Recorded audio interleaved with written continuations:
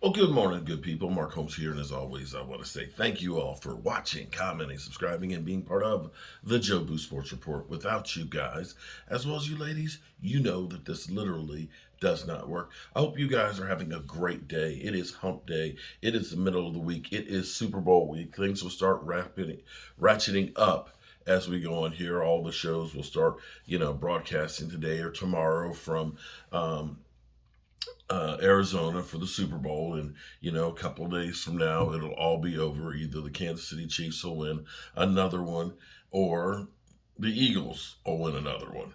And I dare say, Cowboy fans, that we are literally just like, yeah, that's how we are. This is the time where the body is dead.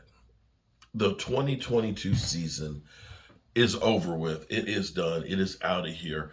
We can bitch, we can moan, we can be mad about it because, Cowboy fans, we are literally looking for a pound of flesh. Um, we wanted our team to be there. But here's the reality of it as we go through and try and figure out what went wrong and what we can do better. There are three examples of subtraction of great receivers. Actually, there's four. There's four with actually Tariq Hill. Tariq Hill leaving Kansas City. I forgot about that one. Just hit me this morning. Um, didn't have my coffee, so that's my problem. I haven't had my coffee. Um, Tariq Hill leaving and going to um, Miami. But I will say that the difference with Kansas City is they still have some other weapons, some other players that are really good, great, incredible quarterback, of course, and a great mind as far as Andy Reid. So they weren't hurt so much by getting rid of one of their playmakers. But two teams that you could look at that really destroyed themselves: the Tennessee Titans, which were the number one seed in the AFC last year, getting rid of their great receiver for next to nothing, um, trading him to the Eagles. They weren't even a playoff team. They went through a stretch where they just couldn't do anything because he was their key playmaker. And you can look and see that their offense was putrid without him. And you can look at the Green Bay Packers, also a number one seed last year. The year before. Losing Devontae Adams. Devontae Adams and that team was the number one seed in the AFC. That team, even with Aaron Rodgers, who you look at and say is a great quarterback, is his numbers were pedestrian. Let's be honest. Without Devontae Adams, Aaron Rodgers was no longer Aaron Rodgers. He was getting paid, but let me tell you how bad his stats were last year. Um, which is, it's hard to believe Aaron Rodgers, who's going through his fortress of darkness now, uh, to figure out if he wants to play again, who Devontae Adams would like to rekindle their relationship. Um, what the hell? How did I start getting Yahoo search? I hate Yahoo search. For some reason, the computers just jump into it, and then you got to figure out going back in the settings how to get rid of it. Okay, so for 2022, this is actually doesn't even sound like Aaron Rodgers. 3,600 yards, 6.8 yard average, 26 TDs, and 12 interceptions. He was the MVP last year. Now, I don't know that Aaron Rodgers has lost that much from last year to this year, but the biggest thing that he lost was Devontae Adams. So clearly, that made a difference. So now you're looking at the two number one seeds from the year before losing their best weapons and them losing a lot. And they're the Dallas Cowboys. Um, I won't say that Amari Cooper was our best weapon. He was definitely our second best weapon. And losing him and not replacing him along with our third one hurt the passing game as well. You can't look at this and say it didn't hurt it. And so this is where, yeah, weapons matter. weapons matter. I don't see any team that was a playoff team that didn't have a multitude of weapons. You could dare say that the Cowboys probably had the least amount of weapons going into playoffs. So that is key. Now, the second thing here that is really, really important to take note of is the Cowboys' mistake back in the 90s, excuse me, not in the 90s, the early 2000s were they focused solely on the weapons. Okay? They said, let's go out and get T.O., to go with Miles Austin, and, we got Marion Barber. We had weapons, but they overlooked something that's not sexy, and that is the offensive line. The bottom line is this, because as we look here and we're saying, we're going to franchise tag Tony Pollard, who's $10.5 million, and, they say they want Zeke back, and, Zeke will take a pay cut, but Zeke is $16 million. And even if you cut him and make him a June 1st, the best case scenario is he's still going to cost you $6 million. I don't know how big of a pay cut that they can make, but if you look at it and say he goes to $8 million, well, at least you're saving almost $9 million, and you're only spending $2 more than the minimum, and at least you have him.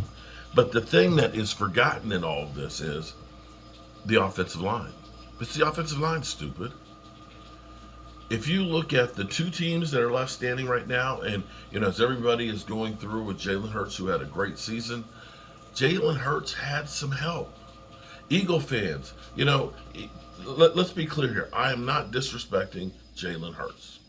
Not. He's had a great season. It's not enough just to have the pieces around you. You still have to execute. And he did execute. But there's a difference of you having a great offensive line, a great running game, and great receivers to throw to, than if you are running for your life with no running game, you can't do play action, and your receivers are Clifford Franklin. You're just not going to be an MVP with those things.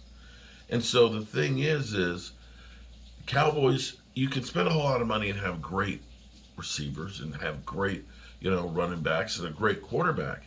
But if you do not have at least a capable offensive line to open up holes, it doesn't matter who you have a running back. If you do not have an offensive line who can pass block and not have penalties, it doesn't matter who your quarterback is. And so the Cowboys last year, and this is where we look at the teams that are there and still standing, I still say it was a miracle for the Cowboys to have back-to-back winning seasons when they deconstructed so much of the team. We've killed Lyle Collins and Connor Williams when they were here, but you look at it and say that was two starters that had a lot of experience. And you can't honestly look and say, we really improved at left guard, getting rid of Connor Williams to Connor McGovern and the mismatch that we were doing. Right tackle-wise, maybe, we did improve with Terrence Steele, but having Lyle Collins to have backed him up, before Tyron Smith came back, might have been a difference maker and so on. But be that as it may, I'm not saying that they're the greatest out there, but you have to understand what we do is we lose really good players and then we believe in our guys. And we say, we're going to put that guy in there, and they may not be the ones. The difference is other teams say, oh man, we lost Jordan Davis, who was playing great for us. Let's go get Ndamukong Suh and plug him in. If you don't see a difference there, guys, I don't know what to tell you. But if we do not fix the offensive line, because the Eagles have the best offensive line in football, Kansas City has the best win rate in pass blocking. They give Pat Mahomes time to make those incredible throws. Where do the Dallas Cowboys land in that? We're 28th. 28th. That means there's only 3 teams worse at pass blocking than the Cowboys. Only 3. Now, you want to talk Super Bowls and winning? These are things we have to do. The Joneses have to get out of this mindset of the mom and pop shop that doesn't want to spend money because they're going to go broke. or else we're just going to keep doing the same thing over and over again. Excuse me. I want to play this morning. This is kind of interesting. I just want to revisit things because for all the people who are out here that are saying the Cowboys are a disappointment, how can we be a disappointment when nobody expected us to do anything? This was Pat McAfee 8 months ago with Peter King, who has been covering football forever, and his preseason poll. Let's listen to this for a minute. Ball coverage. I was supposed to have a meeting with Matt Rule here in town with the Carolina Panthers. We're practicing with Indianapolis Colts, and all of a sudden, boom, no, Matt Rule's going to meet with Peter King. Sorry about it. I'm like, all right, fair enough. Peter King will be in Carolina. I'm like, how often are you in Indy? It doesn't matter. It's fucking Peter King. That's almost how it's been viewed around the NFL world. Is this guy knows everything? This guy knows everybody. His Football Morning in America thing always adds great insight and detail into shit that we have questions about. Yeah. A lot of Deshaun Watson information in his this week's one, a lot of other information, and his power rankings. Ooh, here we go. Peter King's power rankings have come out. Listen to his this. top 12 teams. The Bills at 1. Chargers at Bills. 2. Wow. Kansas City Chiefs at 3. AFC West representing well. 4. The Los Angeles Rams. The Green Bay Packers at 5. The Bucks at 6. The Bengals at 7. Ravens at 8. Eagles at 9. San Francisco at 10. Saints at 11. Titans, the former number 1 seed of the AFC without A.J. Brown, 12th out of 12 thus far in Peter's power rankings. A.J., your thoughts on this? Well, I guess the first team that pops out at me is the Saints at 11. I'm a little bit surprised the Saints are in there in the top 12 just because I don't think we really know what the Saints are right now without Drew Brees, without Sean Payton. Yeah, Jameis is the guy, right? So, I mean, the Saints could be awesome. I just don't know. Eagles at 9, also fascinating. Yeah. I mean, who knows what the Eagles are?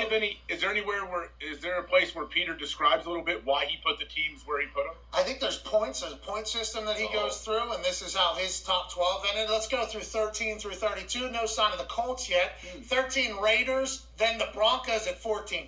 The Dallas Cowboys 15. Miami Dolphins ranked 1 ahead of the New England Patriots at 17, then the Browns at 18, the Vikings at 19, the Detroit Lions at 20, and the Indianapolis Colts with 8 fucking Pro Bowlers last year with a Navy SEAL and an astronaut now, quarterback of Matt Ryan, 21 overall.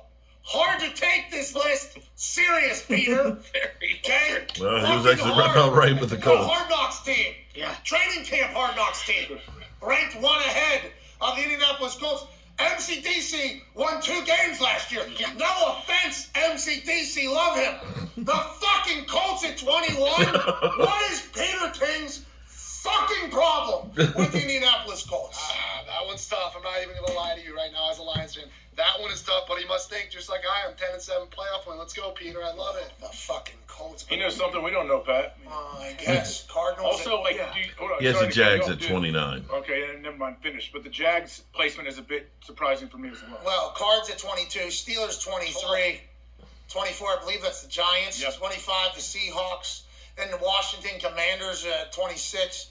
The Jets. Then the Bears. Yikes. Jags, Falcons, Panthers, Texans round up the bottom 5. I mean, this is heartbreaking, dude. All right, so here's the thing. We say that the Dallas Cowboys are a disappointment. They were 15th. And most polls going in the season, Cowboys, middle of the pack team, didn't do anything to help themselves. Then we look at Buffalo, Peter King, over 50 years of doing this stuff. This is Buffalo Bills, they're the bomb diggity. And they fail. Nothing.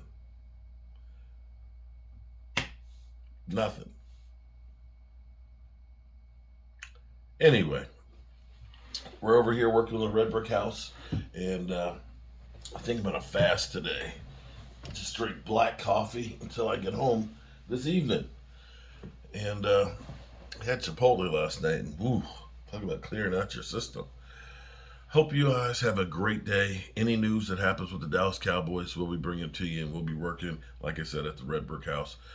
Get to see my buddy Jet D, hopefully this morning, and have a great day, and be safe out there. Peace.